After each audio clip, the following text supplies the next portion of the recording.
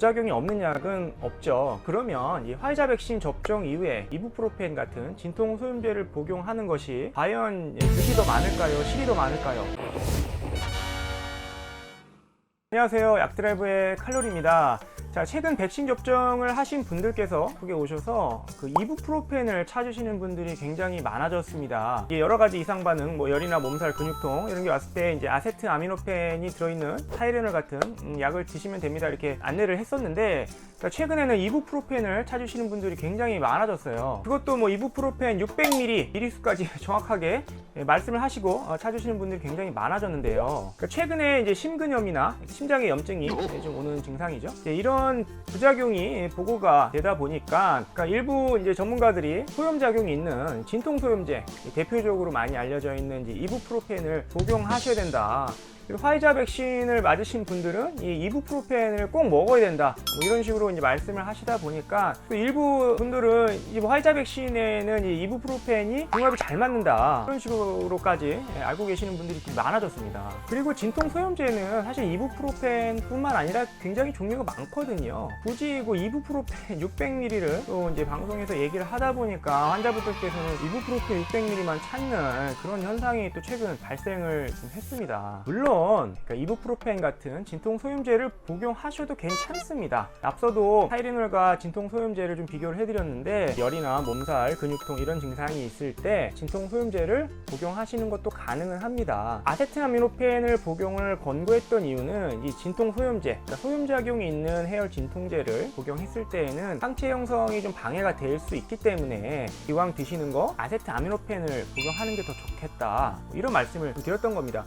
백신 접종을 한다고 해서 항체가 다 만들어지는 것도 아니고, 최근에는 돌파 감염도 많이 생기지 않습니까? 그래서 어떻게든 항체를 좀 더 잘 만들어내야 될 필요가 있기 때문에 소염작용이 있는 진통소염제보다는 해열 진통제를 복용하시라고 우리가 권고를 했던 것이죠.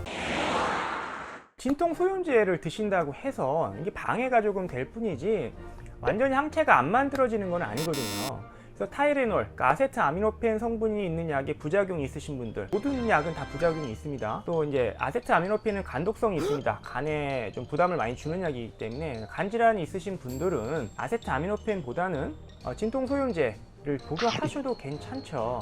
하지만 그렇다고 해서 이 화이자 백신을 맞은 이후에 아세트아미노펜 드시면 안 되고 진통소염제를 꼭 복용을 해야 됩니다.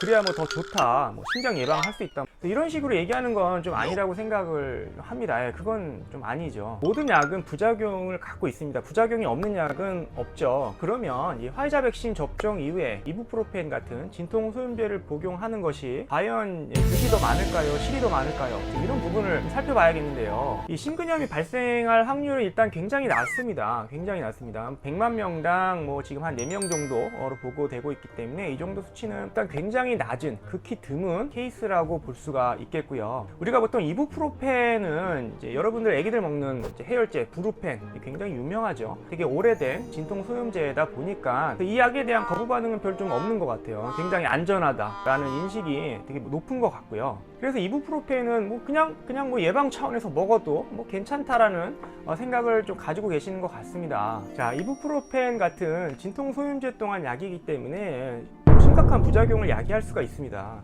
일반적으로 이제 위장장애 많이 있죠. 사실 위장장애가 그렇게 큰 이상 반응은 아닐지 모르겠지만, 이 이부프로펜 복용 이후에 심장 관련된 질환 이상 반응이 나타날 확률이 일반인보다 굉장히 높습니다. 그래서 매년 이 진통소염제 복용 이후에 갑작스러운 어떤 심장 관련된 질환이 발병을 해서 응급실에 실려 간다든지 이런 케이스들이 매년 보고가 되고 있거든요. 그래서 이부프로펜을 복용하신 후에 올 수 있는 심장 관련된 이상 반응이 화이자 백신을 맞은 다음에 오는 심근염이나 이런 증상보다 결코 낫다라고 볼 수가 없습니다.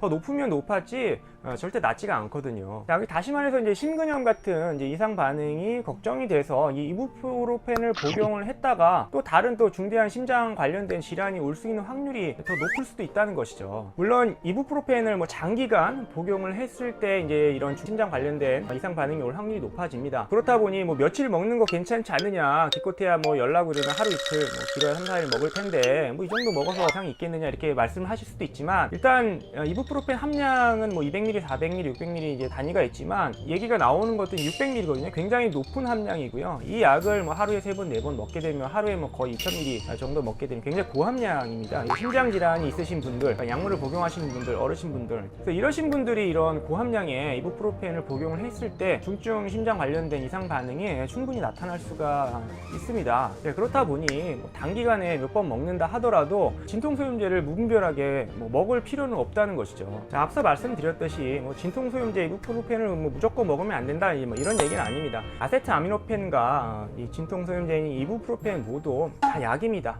약이고 심각한 부작용을 야기할 수도 있습니다. 그렇다 보니까 이 증상이 생겼을 때 치료 목적으로 쓰는 약물인 것이지 이 약을 미리 뭐 예방 차원에서 뭐랑 뭐 궁합이 잘 맞으니까 꼭 먹어야 된다 이런 식으로 얘기를 하면 안 될 거라고 생각을 합니다. 일반인들은 잘 모르시기 때문에 누가 이렇게 얘기를 하면은 무조건 그거 다 먹어야 된다, 꼭 먹어야 된다, 안 먹으면 안 된다 뭐 이런 식으로 오셔가지고 뭐 사시고 뭐 너도 먹어라 뭐 꼭 먹어야 된다 막 소문내고 다니시고 이런 일들이 지금 벌어지고 있거든요.